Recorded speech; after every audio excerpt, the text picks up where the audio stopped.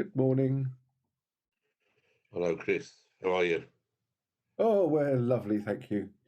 Good. Makes a What's big it like difference having in some dry weather. what's it like? I was going to say, what's it like in the weather observatory today down in Loders? Well, actually, I can see grey cloud, white cloud, and blue sky. Blue skies, you carry on, yeah. Yeah, Yeah. and no rain. No rain. Good, good, good.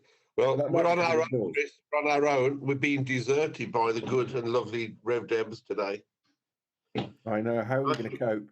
I'm not quite sure whether she just couldn't put up with us anymore, or what the case is. But however, Debs isn't here. We wish her well. Perhaps she's out skinny dipping or something because there's no rain. I don't know. She could be up to anything, couldn't she? That's another intellectual theologian we've lost. It is. It's so dear viewer, I'm sorry. It's us two.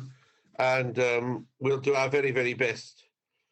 And it is, of course, Mothering Sunday on Sunday. Not Mother's Day, Mothering Sunday, Chris. What do you refer to it as? The day you should go to your cathedral. Well, that's a good point. Is that the Mother Church? Yeah. Is there a natural Mother Church in your group of churches? Well, I suppose Dottery, you could say that Loders is Dottery's mother church. Yes. And Epe and Broadoak have a mother church of Simonsbury. Oh, They were because they were built as chapels of ease. yeah. We've got a few of those. Netherbury, of course.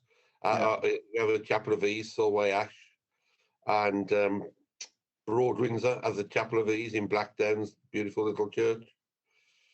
And who else? There must be others somewhere. So what other things in life do we have to go to? Our mothering things. Yeah, Mothering Sunday. It's always an exciting day. Lots of flowers. Elfrida used to hate Mothering Sunday, because she wasn't a mother, and she said, it upset her. And secondly, she said that one of her churches up in Somerset many years ago always gave lilies out as part of the bouquet to the parents, and she was allergic to them, so she spent all of the service sneezing and coughing. I know that feeling. I used to sneeze every time I walked into church, because my mother-in-law used to accuse me of being allergic to church.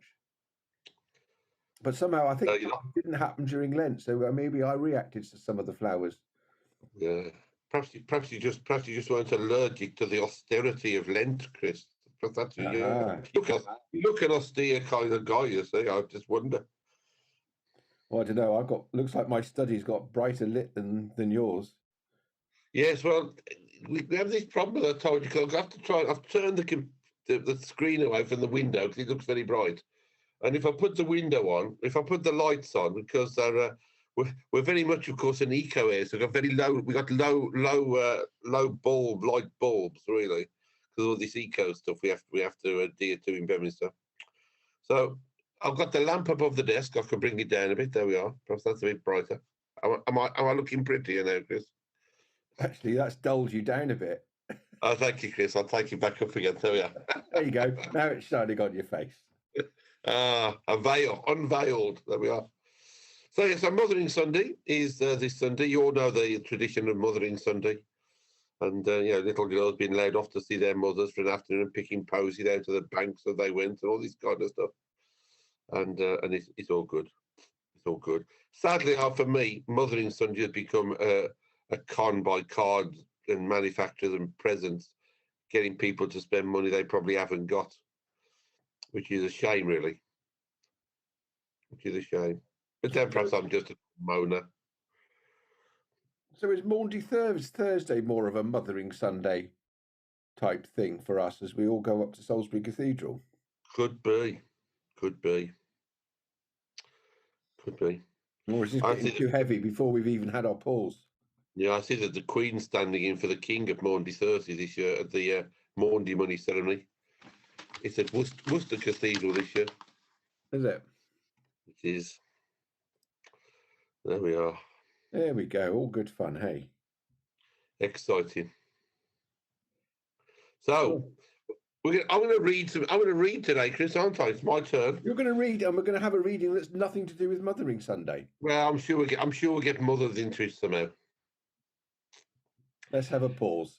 Let's have a pause.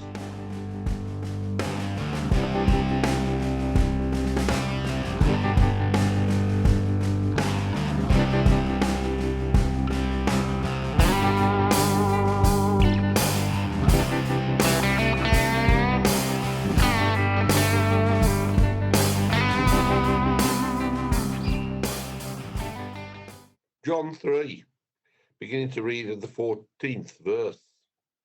And just as Moses lifted up the serpent in the wilderness, so must the Son of Man be lifted up, that whoever believes in him may have eternal life. For God so loved the world that he gave his only Son, so that everyone who believes in him may not perish, but may have eternal life. Indeed, God did not send the Son into the world to condemn the world, but in order that the world might be saved through him. Those who believe in him are not condemned, but those who do not believe are condemned already, because they have not believed in the name of the only Son of God. And this is the judgment, that the light has come into the world, and people loved darkness rather than light, because their deeds were evil. For all who do evil hate the light and do not come to the light, so that their deeds may not be exposed. But those who do what is true come to the light, so that it may be clearly seen that their deeds have been done in God.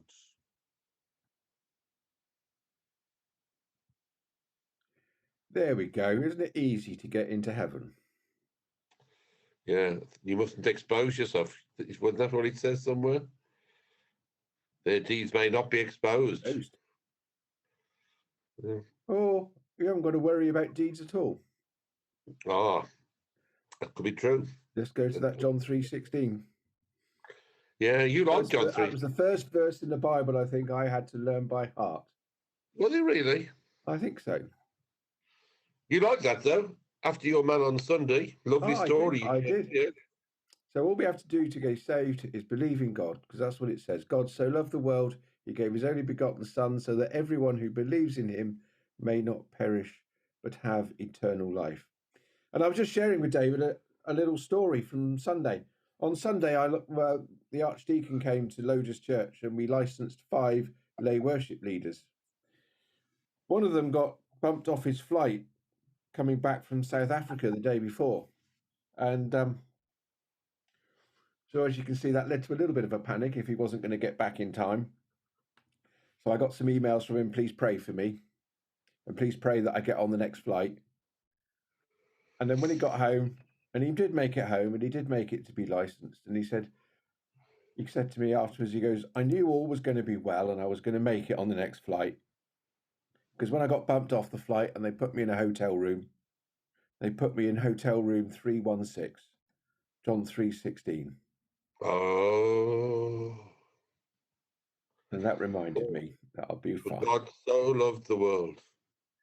So there we go. People trust in their Bibles, trust in these verses. You obviously taught him well, Chris. Obviously taught him well during the training, which is very good. I think this was well embedded in him well before the training, and probably a bit of what led him to the training. Ah, very true. Very true. So here we are with a lovely passage, as you say, all about how do we get into, how do we get to heaven. But we must not forget it's about the God who actually comes from heaven as well, isn't it? Yes.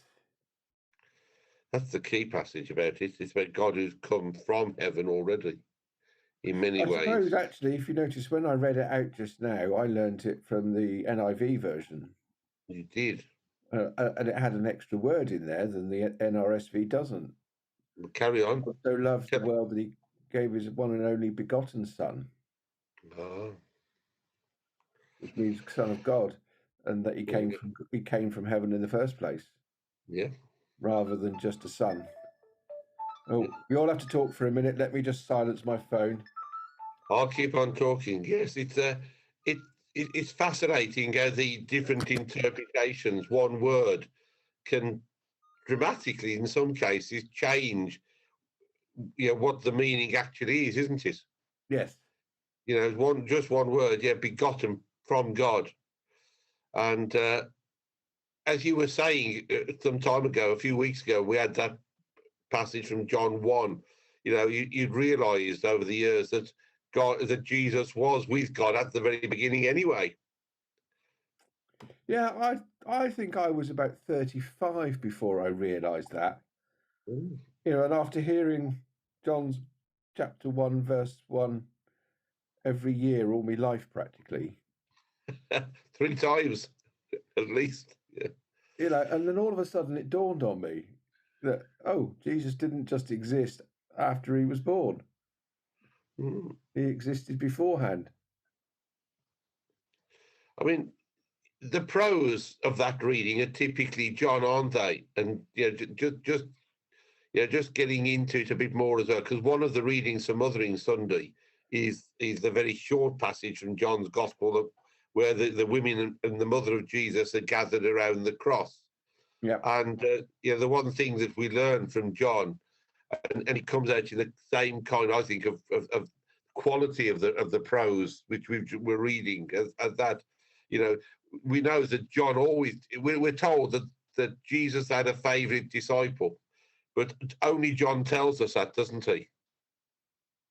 You don't find it anywhere, I don't think, in any of the other Gospels whatsoever.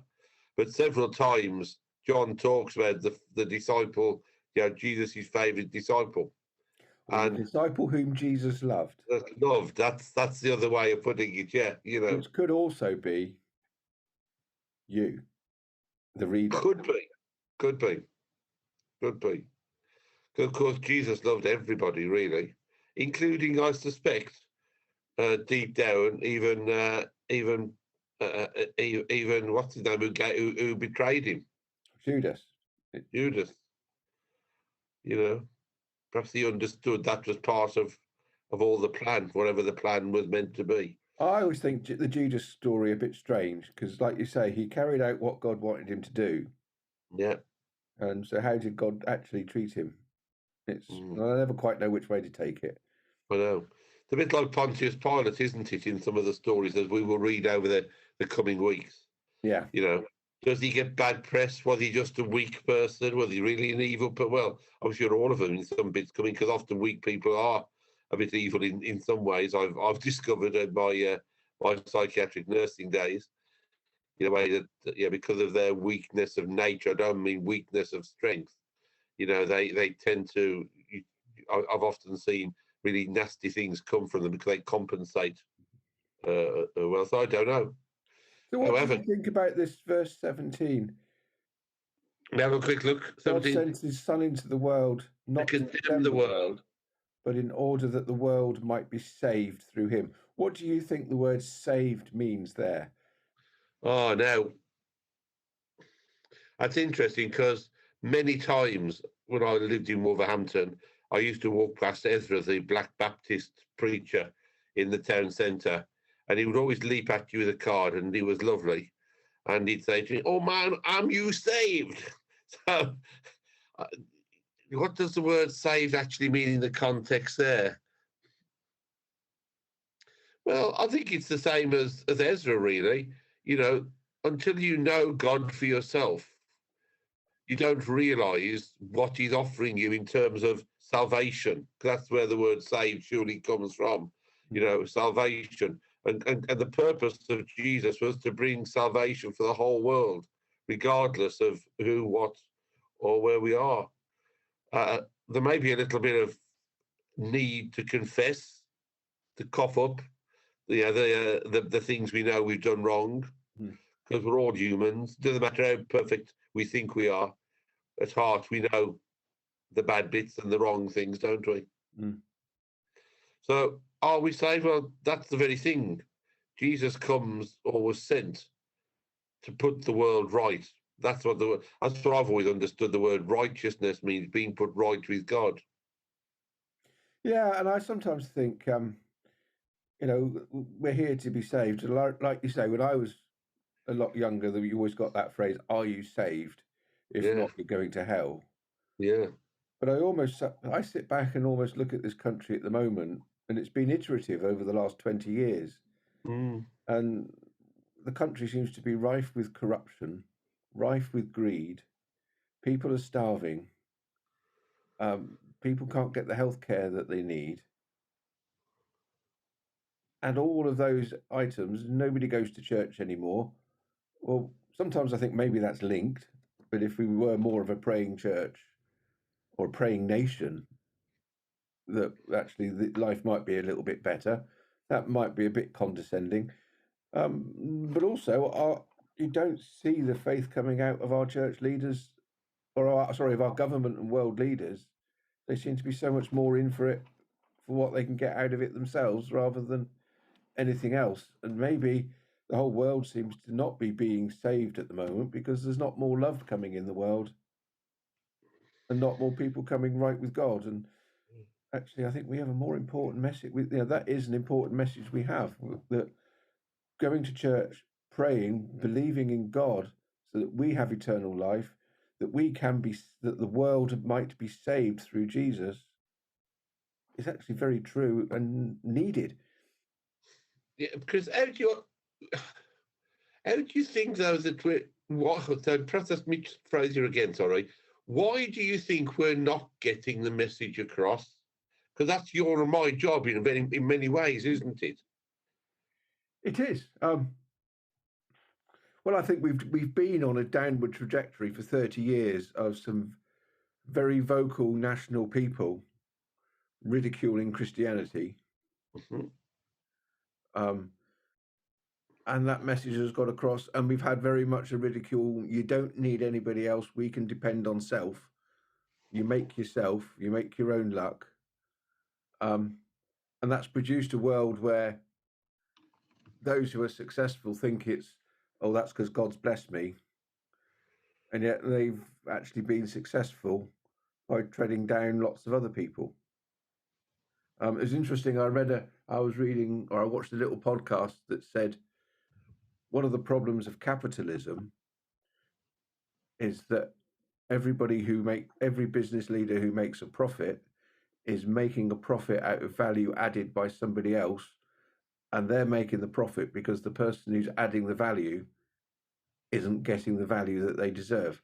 So they're forever on a spiral of how little can we pay them.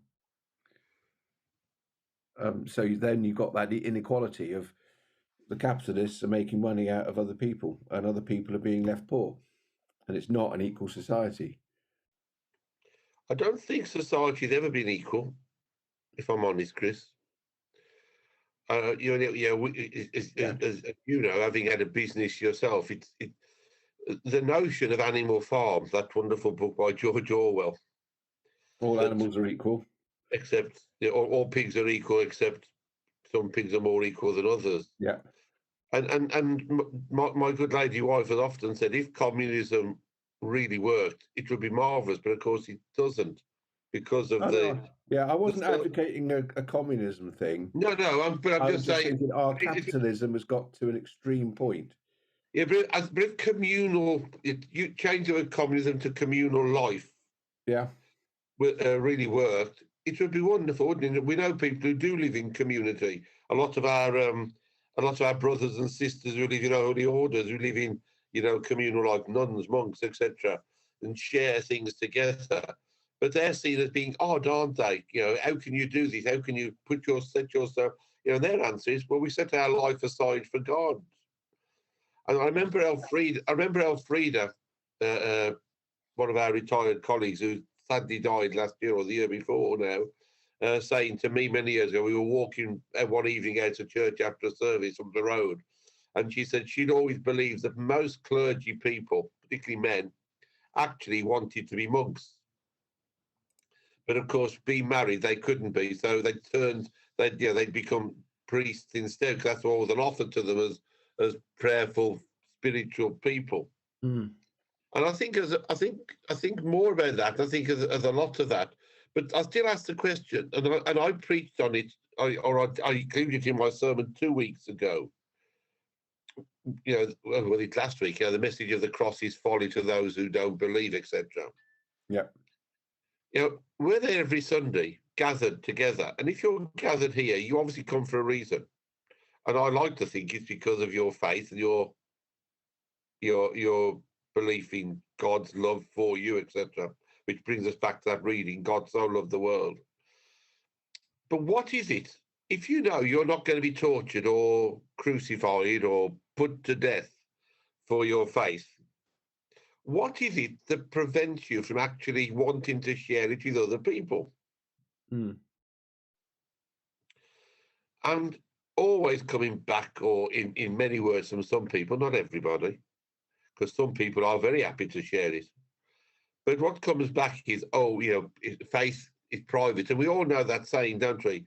At a dinner party, two things you don't talk about, faith and politics. Yeah. But if you're a Christian, that's the one thing you should be up for talking about, because it's changed your life so much or meant so much to you. Now, I know that's easy for me to say and for you to perhaps say, Chris, because we wear this and we're expected, we represent the faith aspect of our communities to a degree. But if you are a person of faith, and faith deep enough to bring you to want to worship Christ every week at church, there's got to be something about being able to declare that, Christ has come because he loves us. He loved the world so much as he gave Jesus. And Jesus, his life brings us salvation.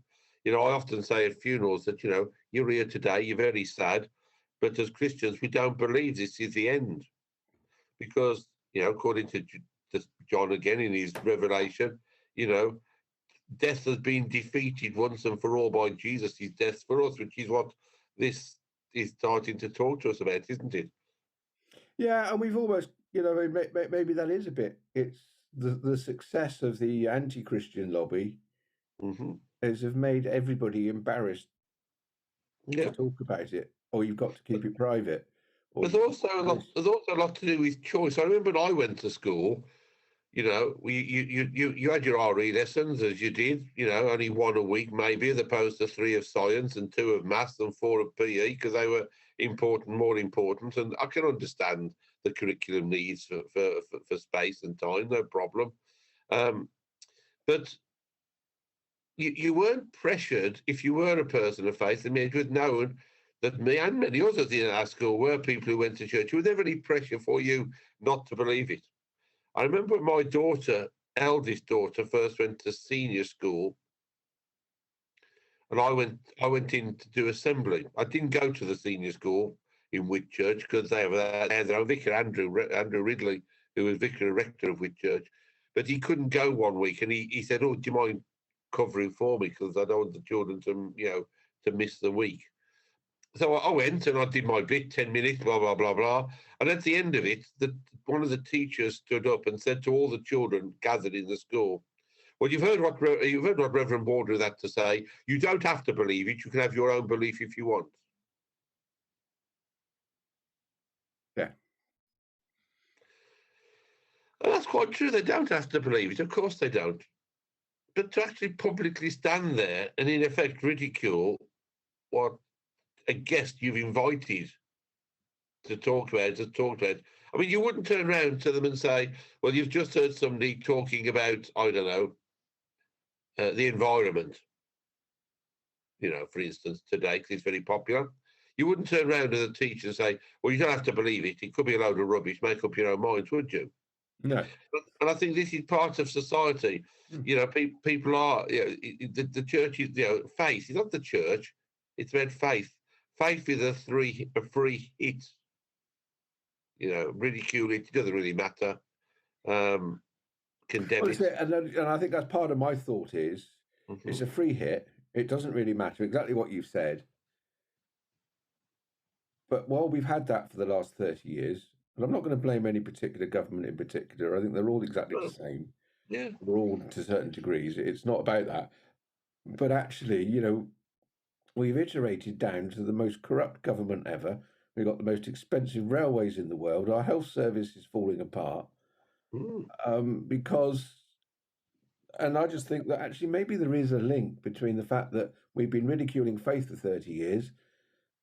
The state of this country is in the worst state it's been in for 30 years. Maybe there's a link there, and maybe actually we do have a valid message, and maybe people do need to try listening a little bit more, that God is an important person. Faith is important. And actually, it changes us. It changes me. It changes you. I tell you what, I think for me, Chris, it's boiled down, and I've thought about it many times over the years. It boiled down to a statement from one of our former prime ministers, who was a person of deep faith that it happened. When they said, there is no such thing as society. We're all, it should be what you can make for yourself. Yeah. And I think that signalled in many places, because you're talking about the early 1970s. I think that signalled a complete change in many ways about how people saw life and society as a whole. Go out and make for yourself what you can. It's good to do so. No, that's fine. There's an element of there's nothing wrong with making something of yourself or being successful in life, whether it be in business or just being successful as a person because you love somebody else and you show good to the world. But that statement, there is no such thing as society, it's about what you can make for yourself. And I may have paraphrased the second part of that, because that's what was being said. But I think for me, that's when a lot changed. And ever since then, and you're talking the 30 years almost, maybe a bit longer, 40 years, 45 years perhaps, that for me was a signal when a lot of things started to change. And the thought that we have as we come to an end, because I'm conscious of time for dear viewer, but the thought that we had, the churches were always full, even during those glory Victorian days. It's never been true, because I've always taken the opportunity when I started a new job to spend quite a bit of time in the first 6 months in the local history libraries, looking back through records about all the churches. And the churches actually had fewer people regularly than I think we have today. Well, I looked at, and I've probably put this on RevChat before, is I've picked up the service register from Loder's Church from about 1910. And for a whole year, it was 1910, 1911, something like that. In the whole 12 months, I think there was only 2 services where more than 10 people attended. Yeah. An average attendance now is about 35 to 40. Yeah. Once a month. Yeah, and so that's a huge difference. Pauline, the wonderful church warden who's been church warden for many years down at Hook Church, I remember she said to me that when she married her husband, must be 65 years or so ago, moved into Hook onto the farm, and she went to church the first week after they were married, and with her mother-in-law. And the only people, now bearing in mind that Hook had its own vicar at that time, as a lot of small villages did. The only people in church that day were Pauline and her mother-in-law, the vicar's wife, and an elderly lady who'd led the Sunday school, although there wasn't one, and she got everything out, the books ready for them in case they came. They didn't. There were 4 people in church. That was a regular Sunday congregation. And then she said to me, look, David, our average attendance now is 12 to 15. Surely that's growth. And you can't argue that, can you? No. What we are seeing is those who are people of faith, a deeper faith, are coming, I think, to worship because they see, and it's the worship of God for me. It's not about coming to church or turning up just because the vicar's turned up or whatever. Worship, I've always understood to me, is giving God his full worth. That's what we all do every week. Yep. Oh, I agree with that. I'm just meditating actually on that comment you just said about the Sunday school teacher putting out the books ready for Sunday school children to come, knowing that that nobody would probably there. Because I remember doing that 30 years ago. Yeah. And there's an interesting thought, though, of in our church life, we're called to share the gospel of Christ. How Yep. much do we do? Actually, let's put the books out just in case somebody comes. Yep. Or are we so shocked when somebody new comes, we don't know what to do and we're not prepared? Could be. And so there's, to me, that's a great witness of faith that we're being prepared. We're hopeful they might come. We're hoping people come, and we're ready. And that's back to another story of the Virgin and the Bride, isn't it? Will you be ready when the Master comes? And I think we'll be ready when the Sunday school children come. Well, I shall be at Hook on Sunday for Mothering Sunday, and I know they'll be there because they're very faithful families who come. Now, do they come every week? It doesn't matter because life has changed so much. But they'll be there, and I shall bless the posies as we always do. And they will have great enjoyment in giving them out at the end of the service to their mums and grandmas. And in fact, I always say, give them to the men as well. They need them, And I know they'll enjoy it, and we'll have a lovely time, and we'll give God his full worth, and we'll thank him for mothers and fathers and grandmothers and aunties, bearing in mind that Mothering Sunday isn't always an happy day for everybody, because I know people who have never had children and have really wanted them. I know people who've lost children to death very young, and that's a very hurtful time. And all of those, but what we will do, I'm sure, and you'll do the same, Chris, along your churches, we will make sure that they know that God so loved the world that he gave his only son for them, for me, for you, and for you, dear viewer. God gave his only son for all of us. And for that, if it wasn't Lent, I'd say hallelujah. Amen. That's all I can say. Amen. Brilliant. Well done, David. Yeah, so there you are, dear viewer. You know where we are. Harry, make of this what you can. You'll do a fantastic job. Thank you very much for all your hard work for us. You may be on holiday, I'm not quite sure. If you are, Harry, I hope you had a lovely holiday and enjoyed your time. And publish this when you get back. And publish this when you get back, exactly. So there we are. And we'll see you next week. And I think we have the delightful Deb back with us. Let's hope so. It's always nice when it's three of us. And then we're going to have to make some arrangements, Chris. We let the viewer into a secret because the one for Holy Week won't be recorded on Thursday, will it? Because we'll be the. Might not be. Could we start a live poll that actually people could take part in the comments? What would you like to do for Holy Week? Would you like it from the cathedral? Would you like it on the Monday, the Tuesday, the Wednesday, or would you like a Good Friday one? We could do Good Friday very early before services. Yeah. Anytime. You let us know, dear viewer. We'll do it. We'll be here. And Polly will be back next week to assess the votes. He can assess the votes for us. Absolutely, Chris. There we are. Lovely. Well, good to see you all, and we'll be back. We'll be back. See you all. Bye now. Bye.